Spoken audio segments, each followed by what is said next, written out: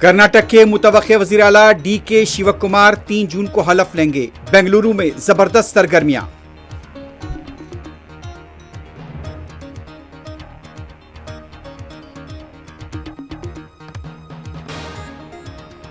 SIR के अमल में सरगर्मी से हिस्सा लें, अदम संजीदगी का मुजाहरा न करें। पार्टी लीडर्स और कारकुनों को सदर मजलिस बैरिस्टर ओवैसी की हिदायत।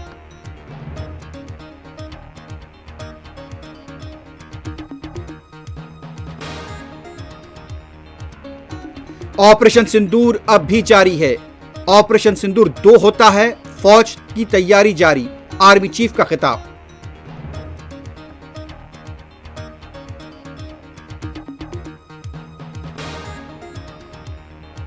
घंडीपेट के पास सरकारी अराजी को जाली अहकाम के जरिए मुबैना फरोख्त किए जाने का इंकशाफ, 3 अफराद गिरफ्तार।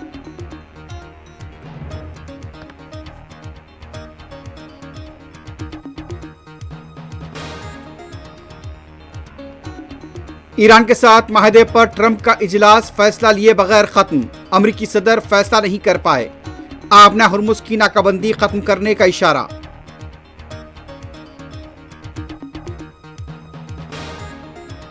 अब तक अमेरिका से किसी किस्म का कोई माहिदा नहीं हुआ है। हमारी तवज्जो जंग के खात्मे पर, ईरान का रद्द-ए-अमल।